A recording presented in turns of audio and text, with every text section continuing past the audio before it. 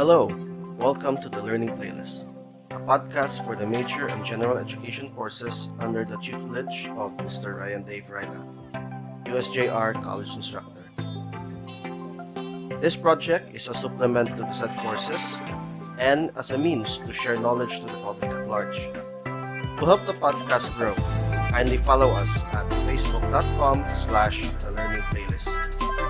And now, on to our show.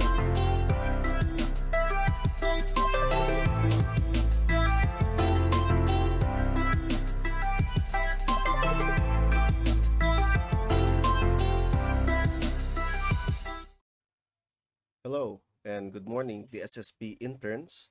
Welcome to the orientation for Summer 2022 Internship Program. At this juncture, you may pause this video to read the following rules of engagement or ground rules for this orientation. So we will be discussing here the following. First off, we will talk about your course syllabus for the internship program, followed by the pre-internship requirements and the on-internship requirements, and then the post-internship requirements. And then alongside those, we will talk about the grading system and how all those requirements will come together at the end of this semester. Let's start with the course syllabus. So for the course syllabus, before you start your internship for the summer term of 2022, you will be provided with the syllabus by the last week of June 2022. But for a brief outline of what we are going to do or what we have set about for this summer internship, here are the following details that you need to know. First off, before we begin the internship proper, the students or the prospective interns will have to find an agency, a firm, or a government office, and they will apply in those said offices. Then following that, they will coordinate with me, the internship coordinator, on where and when they have applied or where have they applied. And following the signing of the memorandum of agreement, which will be the final requirement for the pre-internship requirements, they will report to duty to their host institutions come July and August 2022. Now, for the internship, we are expecting it to start by the last week of June, then will promptly end or culminate on August 2022. The interns will accomplish assigned tasks, of course assigned to them by the host institutions, and comply with the on-internship requirements in the duration of the said rendering of services. Then lastly, there will be periodic performance assessments, and of course the submission of the internship compilation by each intern. And this will be done via the midterm and final assessments conducted with the host institutions and with rubrics. Rubrics will be used for this assessment, to provide it with objectivity. And of course, the internship coordinator alongside the internship supervisors will work hand in hand to ensure that the students are properly assessed and that their hard work is properly recorded for purposes of assessment and for grades. So for international studies and political science students, here are some of the host institutions that I am expecting you to apply in. So for example, for international studies, we have here protocols and social procedures, an emphasis on culture and heritage, alongside with a global outlook, and with the emphasis of making careers or setting them up for careers in foreign service. And of course, there's also a research trust to their internship. Hopefully, they will apply to respectable NGOs and institutions that can provide them with the components that we mentioned. For political science, the emphasis is on research, primarily in the social sciences, alongside local government engagements, and then perhaps we can put a heavy emphasis on justice-oriented advocacies for students of political science who might want to pursue degrees in law later on. And of course, the idea behind the internship for political science is that many of them or most of the interns will start careers within government agencies not just as legal specialists but as um, but as professionals in the field of political science as well.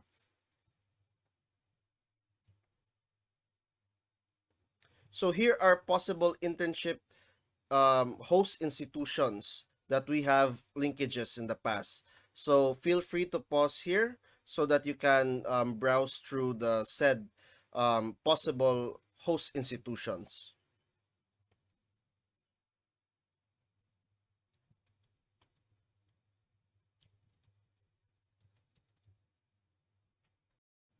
Before your summer internship can start, you will need the following requirements. Okay, first off, you will have to submit your application letter and resume. So both of these must be together. They must come in the same Word file, or preferably, if you want, it can come also in PDF form. And then there's already a template provided for you via our MS Teams. Also, kindly do not leave out any details that are deemed necessary in the template. So the template will guide you. Okay, the template will guide you. Then next you will have to have an endorsement letter. There's also a template available via the MS Teams, and you will have to submit this to your prospective host institution along with your application letter and resume. So this must be kept in a separate file for purposes that it must be signed by the dean and by the internship coordinator and alongside the chairperson of the department. Another thing you will another thing you will need for the internship is obviously your parents' consent. So there's another template for this one provided in the MS Teams, and this is to ensure that your parents know what you're getting into, and most importantly, that they as stakeholders will feel engaged and will know what are the expectations of the host institutions and the university from you as interns. Then we will also need, after you have submitted and provided that the host institution has accepted you into their service, well, rather has accepted your services, then you will need to have your evidence of acceptance, which is to be provided by the host institution. So this is to be requested from the host institution, as I believe they have their own format on this one, and then you can have it signed by your internship supervisor, your immediate head of the branch or department that you are assigned to in your host institution. Then kindly put the date when you were accepted into the host institution and when are you expected to start your duty. Then have this delivered or have this evidence, preferably in PDF format. This will be crucial later in your compilation. And finally, for the pre-practicum agreement, the most important one, sorry, the pre-practicum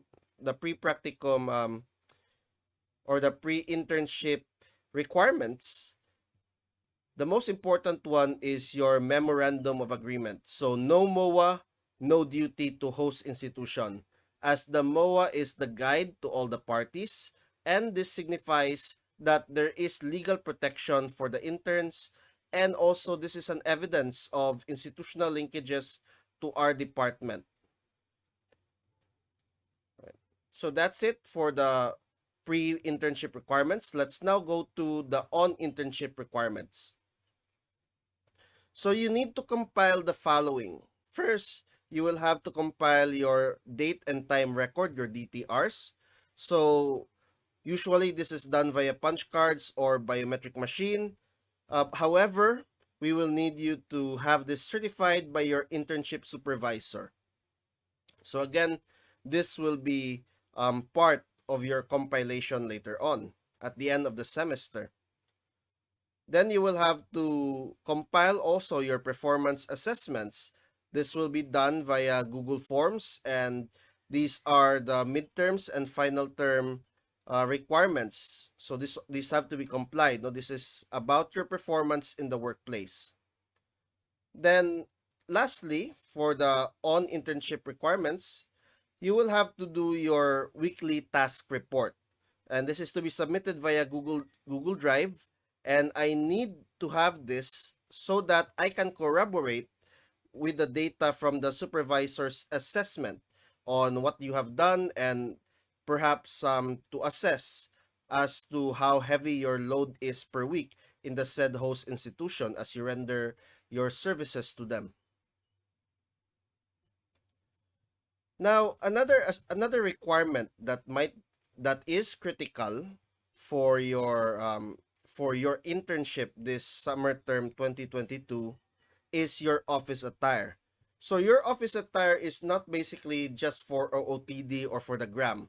It serves a primary purpose as to how your job or how your internship plays. So here are some references to the attires. However, I only have references for men's style since this is something that also interests me. But as for women's style, I'm unfortunately clueless on that one. No, so here's a bit of a picture that you can refer to as to what we would call as your internship uniform. Given that this year you have or there is no required, let's say uniform, there's no patahian for your OGT uniform, no? So what I would require from you, especially in during the times of visits, since I will be visiting your offices, your host institutions from time to time, I would require you to wear your ID. Perhaps if you still have your old ID slings from the days before the pandemic, that will be nice. Or if you have institutional pins, I remember that the international studies students have their pins, so kindly wear them.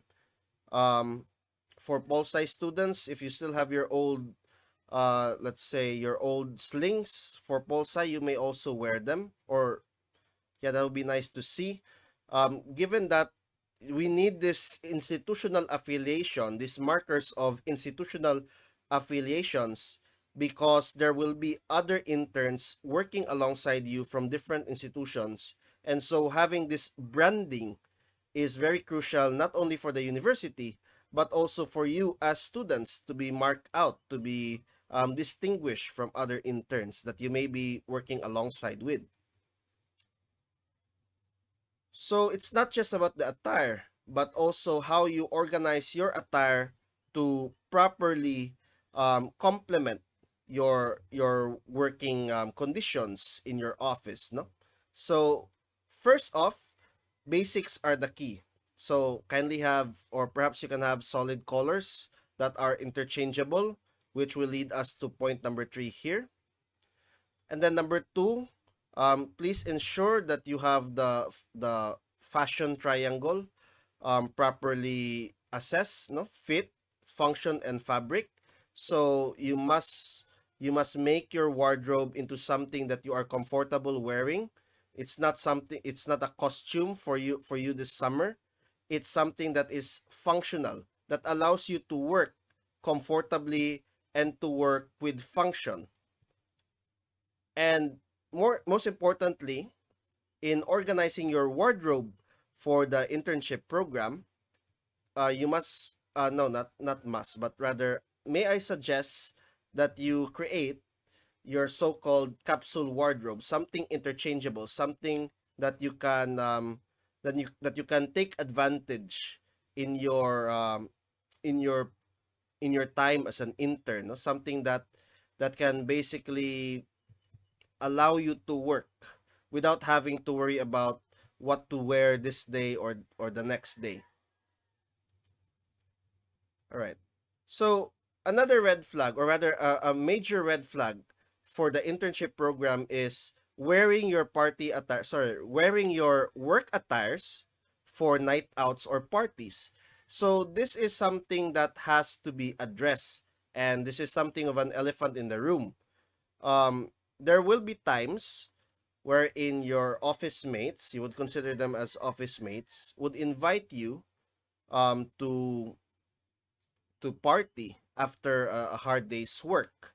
Now, I would remind you that your work attire clearly distinguishes you from the normal employees of the host institutions, and whatever happens during parties or night outs, no, especially to be blunt, if magubog-hubog mo, um it might reflect badly on your character as an intern, and consequently it might reflect badly on your university, your degree program, and the class, no? So there is a moral responsibility when it comes to your work attire. So you need to set boundaries between your work and your personal life, because that will matter in your assessment later on as an intern.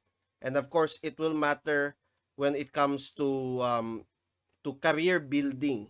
No? So your aim for the internship must always be that you are aiming to build a career with your host institution, if that is of course your desire, no? So you're not just doing this for requirements purposes, for complying before graduation. No, no. You are doing your internship with the goal that you are starting your career as early as now. All right, let's go to post internship requirements. So for the post internship requirements, there is one major requirement and only one, and that is the internship compilation. You will be provided with a format here, a template via MS Word, but your final output must be in PDF format so that I can gather it, and it can be a record of your time as an intern, and it will be useful for the department for a number of purposes, primarily for tracer studies in the future. So all of your pre and on internship requirements are to be stored here. So kindly remember always in your internship, now this is a very brief introduction, and there are a number of topics we have not covered yet.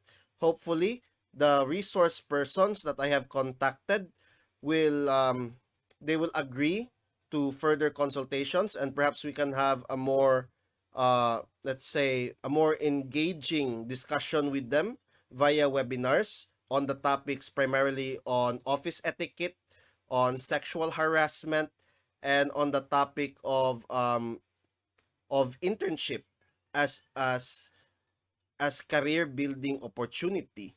So in that manner, now let me just conclude this very brief orientation with the words from Tyrion Lannister. So never forget what you are. The rest of the world will clearly not. Wear it like an armor, and it can never be used to hurt you. So I want you in your internship to present an image of who you want to be as a future professional in your field. And so with that, thank you. And if you have any questions, you can just post your questions on the YouTube comment in this video, or you can contact me via the MS Teams. So interns, good luck, and I hope to see you soon in your work environment.